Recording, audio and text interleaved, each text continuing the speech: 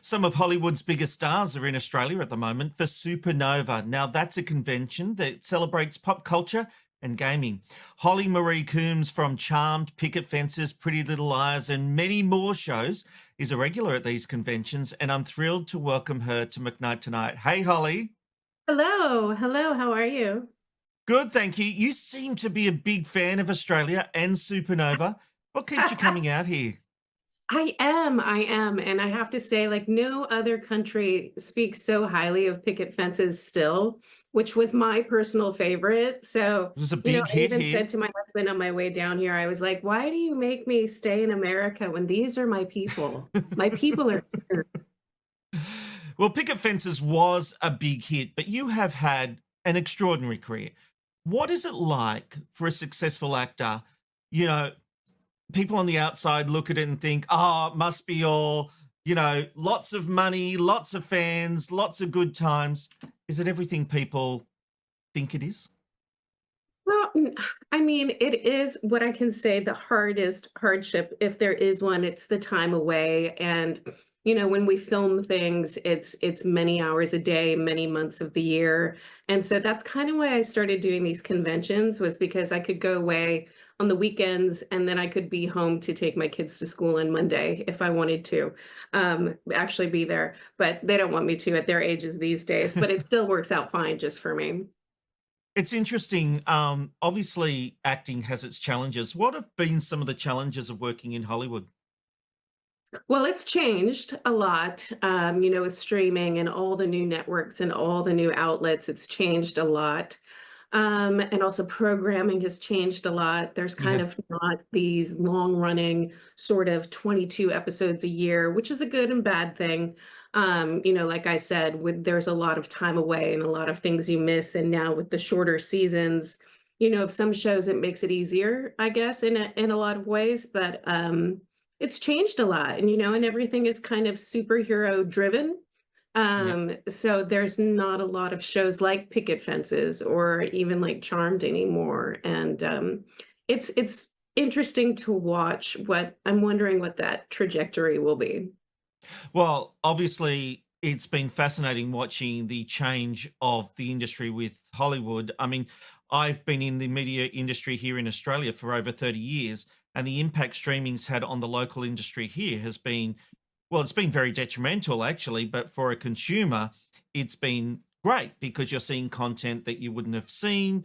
We're on the same time schedule as America. I mean, when you were in Picket Fences, it would be 6 months or a year between when At an least. episode aired in the US as opposed to when it would air here.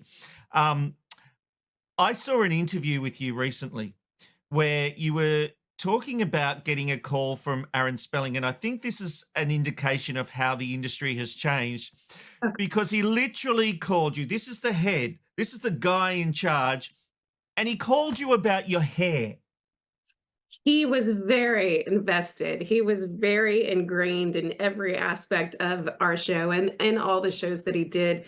And coming from shows like Charlie's Angels, where their hair was such a big part of who they were, that's kind of where it started. So the hair was part of your identity and you couldn't his formula was that you could not change that for at least a while until the audience sort of identified with you and got attached to you. So he had a very strict rule about not changing your hair for quite a while, not even putting it up. Like it needed to be down, it needed to be the bangs, it needed to be all the things. And so he took that phone call very seriously, as did I. Well, that's the thing. To bring people up to speed, you literally got rid of the bangs and Yeah, you got told you were getting a phone call from Aaron Spelling and you thought you were going to be fired. absolutely. I thought I've done something terribly wrong. He must be letting me go. Maybe like, there was no way I thought it was good news, but I definitely didn't think it was about my hair either. So you can see the bangs are still gone now that I'm out of the hair jail time. The bangs are still gone. Probably well, never on coming back. well, the bangs have their place, obviously. But In history, yes. look, on some sad news, we're about to hit the second anniversary of Shannen Doherty's tragic passing. How are you feeling as that milestone comes up? To me, it's been kind of the blink of an eye. It was quite devastating to me, and even being here, I'm sitting looking at the Opera House, and we were here 10 years ago and went to the opera together, an opening night. And so, for me, every corner and in every part of the world, even, is a memory. And so I like it's this photo. I love this photo. I picked this photo on yeah. purpose. I think that was a post from you, but it's just such a it's not a perfectly framed photo. It's not all in focus, but it's a moment. Oh, yeah, that was my birthday. She was forcing me to eat cake, and I'm not a big fan of cake, as you can see. So, yeah, she was very big on celebrations and family dinners and weekly dinners, and so that's part of that for sure. When she left Charm, did you think that was the beginning of the end of the series? Because it's always dangerous when a key cast member leaves a show. Oh, absolutely. Because in that day and age, losing the main character was so trepidatious and such a risk. And now, speaking of how the industry has changed, it's like started watching Game of Thrones and suddenly everybody dies. You start to like a person and they kill them off immediately. And I'm just like, what is this madness? Pure madness.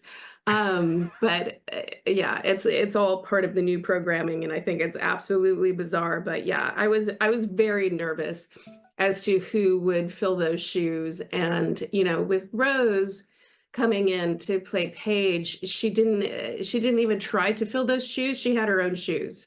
She Mm. had her own ruby slippers that she was going to fit into, and that's the direction it took. With the tensions, and I know you've spoken about this a lot, but with the tensions on set at the time, was it the right call for Shannon to leave?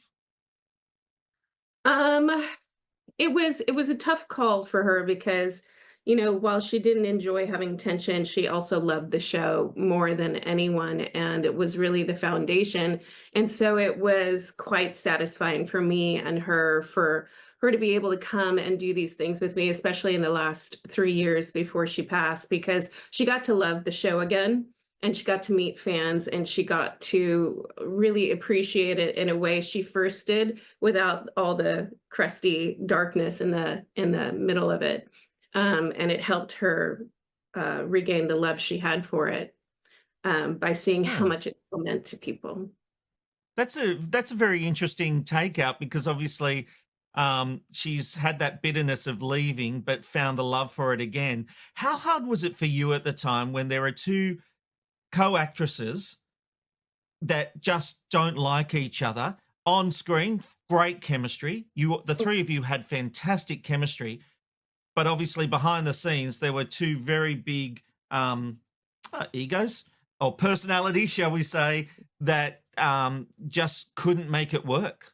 How was that for you? It was, I was playing the middle child, and it was very much like being in the middle. I didn't have siblings, and I quickly grew to find out what it was like to have siblings. And also, these two women had not gone to much of high school or much of Mm. college at all.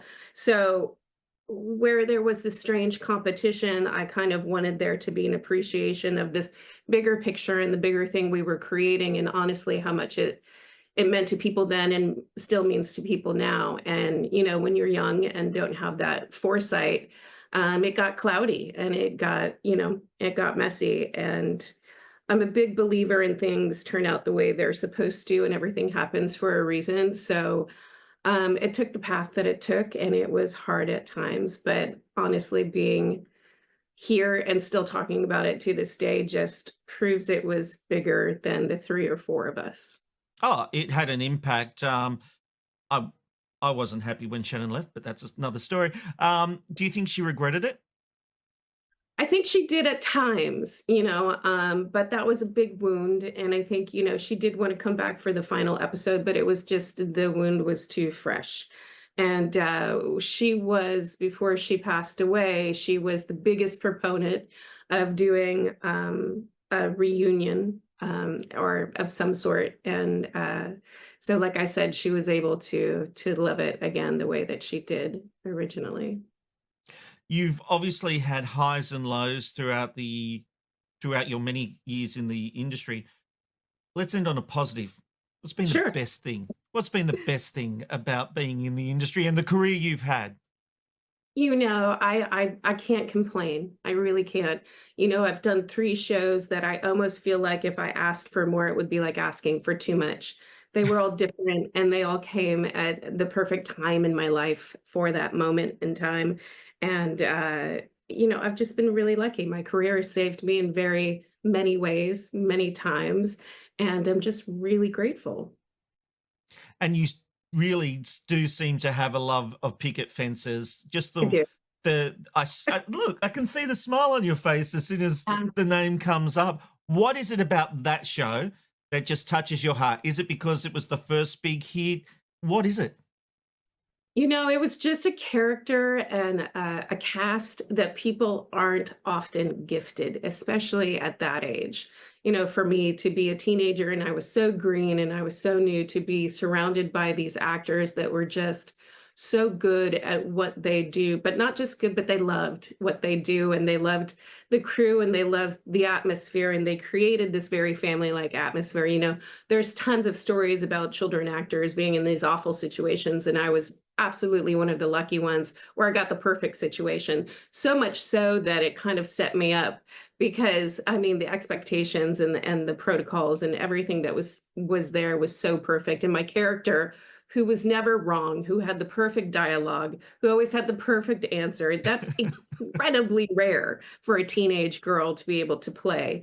And like I said, it set me up because everything was downhill from there. But no, I kid. But it was Well, it was that is honesty, and I it was love that. And a really good point about you being so young in the industry and getting through unscathed because we've heard lots of horror stories, lots of horror stories. Supanova is taking place this weekend in Sydney at the Sydney Showgrounds, and then it heads to Perth Convention and Exhibition Centre on the weekend of June 27 and 28. At the end of October, there's an event at the Adelaide Showground, and the last one for 2026 will be in Brisbane on the 6th to 8th of November at the Brisbane Convention Centre. For more information, just go to supanova.com.au. That's supanova.com.au. Do you know if you're locked in for Brisbane yet? I would love to be. I love Brisbane and I love Adelaide. We were there last year, so I don't know if we're going to get to go back, but there's still hope for Gold Coast, so we'll do that. They love you. The fans love you. Thank you. We'll talk. I'm sure we'll be talking to you at Brisbane. Holly, thank you so much for joining us on McKnight Tonight. Thank you. The best place to watch McKnight Tonight is on YouTube. Help us monetize the show by going to youtube.com/@McKnightTonight. And you can always become a paid member. That gives you exclusive live streams and early access to videos. Just go to youtube.com/@McKnightTonight. Here comes